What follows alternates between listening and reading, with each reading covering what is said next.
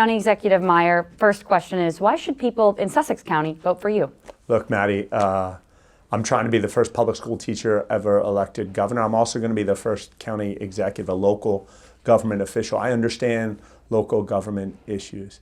Here in Sussex County, they have the same challenges that we have in other places in the state. Challenges with schools, challenges with the affordability of housing, challenges with healthcare, challenges with the environment and climate resiliency, the lowest lying region of the lowest lying state in the country. In Matt Meyer, you're going to get leadership. We've actually written a book with a plan, our plan for the state, 100 pages long. You can get it on our website, mattmeyer.org. We're not making promises, we're making plans. We're turning those plans into progress.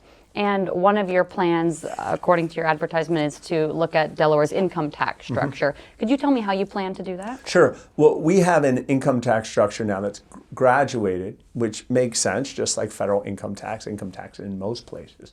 But the highest bracket is for any family making more than $60,000, which means that if your family is making $65,000, you're paying the same tax rate as someone who's paying $6.5 million a year or $65 million a year. I don't think that's fair. So we're going to look at, when we take in revenue, making sure we take it in a fair and progressive way for all Delawareans. We're going to look at various areas of our law to make sure it's fair to everyone. I found, when I was elected in my first office 8 years ago, a public school teacher who ran to run and overhaul the largest local government in the state. I'm not an insider, I'm an outsider looking out for people. And we found there was a lot of value to be created in our government. There was a lot of value to be created by looking at law. And here in Sussex, there's a lot of value to be created simply by fair investment.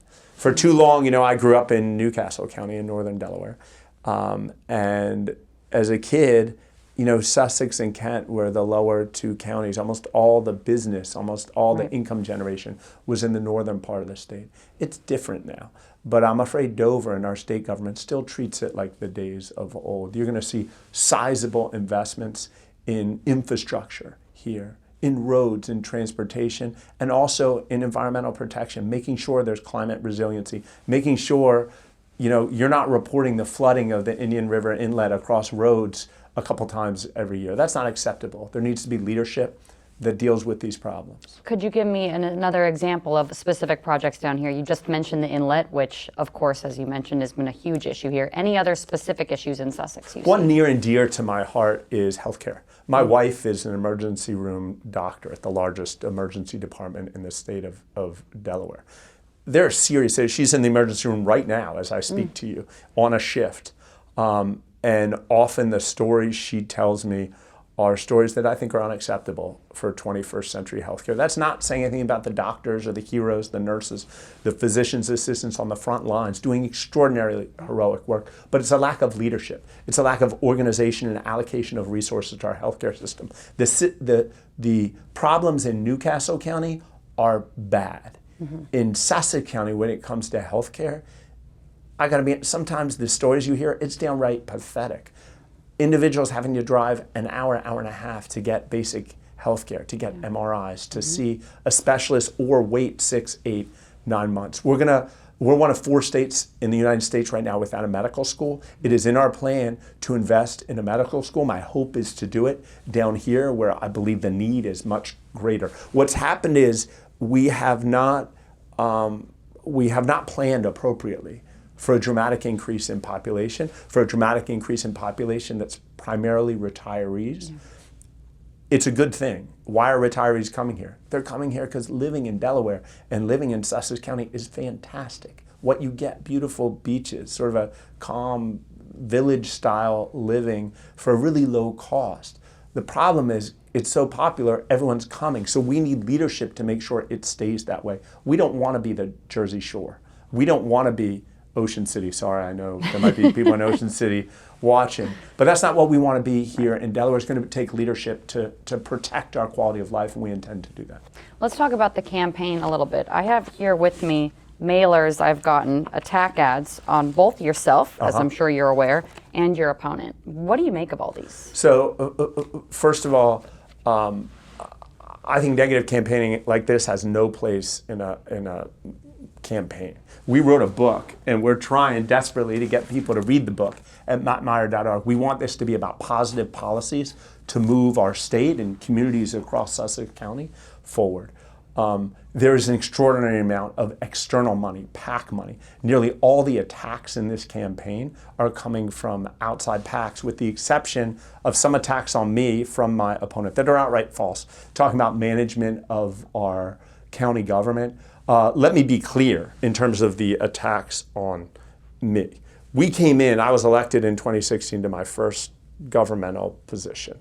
The first thing I did is I hired the most diverse senior staff in local government history in Delaware, any local government. It included more women in positions of leadership than ever before in Newcastle County government. Several of those women who are leading our effort for a safe and inclusive workplace are victims of sexual harassment themselves in the workplace and other settings. So we together, starting in 2017, set up an ideal system to enable women and anyone who's vulnerable in the workplace to report any wrongdoing. So what happened was a number of women came forward, particularly in our police department, identifying an individual perpetrator who had committed acts of sexual harassment decades earlier, years earlier. Not a single act that was alleged happened before. Every single act happened before I was county executive. So what we did is we dealt with those. We disciplined the officer. He never worked another day in county government. They're now, because it's politics, they're just trying to lie and say that I had anything to do with this. What we did is we put in place disciplinary measures that had not been that had not been in place for decades, and we're proud of our record on that. So to ask you directly, this ad is alleging that you turned a blind eye to blatant acts of sexual harassment. Not only is it false, it's a coordinated attack. What's going on in this election is, a year ago I was behind in the polls. I was a nobody. I was a school teacher and a county executive who wanted to be governor, the first public school teacher. Because we've ran a positive campaign, because we have hard policy that helps Sussex County, not only are polls showing we're ahead statewide, way ahead statewide, but we have a significant lead in Sussex County, something I think nobody predicted. So if you're behind like that and there are days to go, what do? The individual at the heart of this, an attorney, her husband works for the group that's funding these attacks. Michelle Allen, you can look, Patrick Allen. Right. There's no place for these attacks. There's no place for someone to be spending hundreds of thousands of dollars of a single entity, spending hundreds from out of state, spending hundreds of thousands of dollars to take somebody out. It's totally inappropriate. But you yourself just authorized an ad using clips from WBOC News for political gain against your opponent. Well, there are very serious allegations that are very serious findings that the former chief of the FBI in Philadelphia, a retired forensic accountant, looked and said hundreds of thousands of dollars are missing from the lieutenant governor's campaign account, right? Right. $30,000 is in a personal account that has not yet been returned. That's really serious. We're talking about electing a governor who has done things according to this retired FBI agent hired by an appointee of the governor, who, if you or I did them, we'd lose our job in a minute. We think people should be informed about that. Everything we're saying is absolutely factual, and we just are presenting the facts. We want people to draw their own judgments. So you don't view that as an attack ad? I don't know. I think people need to be informed, just like most of our ads are about our policy. They're about our tax policy. They're about things we're doing. What these outside PACs and my opponent is doing is they're sending out texts and things that make up stories about us. And so, an election with days to go, you just hope the public out there is smart enough to say, no, we want to look at policy. We're actually going to research this and see what's right for the future of our state. And one part of your press emails that have gone out and have talked about these allegations against your opponent, and specifically have said that she broke the law, which that report did find. But Delaware's Attorney General isn't prosecuting that. So What is our role, or what do you think your role is in determining if someone broke the law? Now, after the Attorney General came out with her report, there have been additional stories that have come out showing the elections commissioner appointed by the governor, who endorsed my opponent, has been working with my opponent to make sure some information did not become public. Right. I think there needs to be a federal investigation. Someone from outside needs to come in and look at violations of federal law to make sure Delawareans are protected. Look, the bottom line is this. There's an insider game going on in Delaware, not just with campaign finance, but in our education system. How does a great state like Delaware had fantastic, I grew up in Delaware schools, with amazing schools, with quality, low-priced housing, with some of the best healthcare in the country. How do we get to this point? One way is that there are all these insider deals being cut. You can see it in reports in the Department of Labor, right? Accusations of embezzlement, and there's often not really punishment. There's not accountability. All I'm saying is we got to end the insider deals, whoever it is, right? And we got to make sure that the people we elect are interested in public service, not self-service, not playing electoral games, but saying, hey, you did this. We're not judging you, good or bad, but you need to be accountable for this thing you did. What's your priority day one if you're elected? Day one, I have 3 priorities. One is our education system. We immediately need to address a funding formula from Dover that was written in the 1940s and does not fund our schools properly. Number 2, we're going to work on healthcare. Work on making sure that those areas, it's absolutely unacceptable that seniors in Sussex County cannot get basic health care, cannot see an orthopedic surgeon for weeks when in other places they get it within hours or days. And third, we're gonna work very hard on housing generally across the state, and particularly here in Sussex County, making sure we're able to grow appropriately, making sure that our workforce, our teachers, our police officers, our cooks, and our waiters and waitresses have affordable places to live. And I'm glad you brought that up, because as you just said, it's a huge deal in Sussex County is housing. And I interviewed actually Lisa Blunt Rochester a couple of weeks ago, who said the same thing, we need to get more housing, to which I said, the average person down here though thinks we have too many housing, right? Like too much housing. Yeah. So how do we reconcile that, making sure we have affordable housing without overdevelopment? It's a great question. I mean, one thing you have in me as someone who's experienced is what we've been doing for the past 8 years, running the largest land use jurisdiction in the state, in Newcastle County. What you have to do is manage growth appropriately. Often when people say there's too much housing, you're building too much, is because it's sprawl. They're looking at every open space, and politicians too often let the deepest pocketed developers just take any piece of open space and build on it.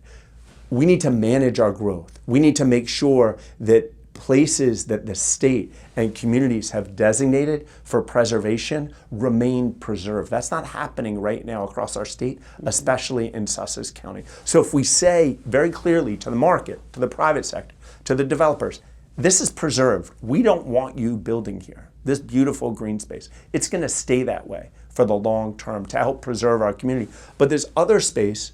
We're going to help you build there. We need housing. Maybe also we're going to say to homeowners, you can have what's called an accessory dwelling unit, what they call an in-laws suite. I know Sussex County has recently taken action on this. We took action several years ago in Newcastle County on it. So you can build additions to your home to create a rental unit, to have a low-cost rental for someone in need. I think a lot of people here would just love to see, I don't want to say boots on the ground, but like, okay, we're actually putting in a policy that says we will preserve this, because I think we've all heard for 8 years, not from you, but from everybody, oh, we're going to fix it, but we are still here with this issue. All I can tell you is that my reputation in Newcastle County is as a person of action. We had a problem with homelessness that was growing in 2019. There were 2 shelters that closed in 2020. COVID hit, and what was a problem quickly became a crisis. People were talking about it. They were putting people up in motels temporarily, which became havens for, quite frankly, drugs and violence and kind of negative activity. We did something bold. We took money and bought one of the largest hotels in the state. I was told by numerous elected officials, don't do this, including the governor. The sitting governor right now said, don't do this.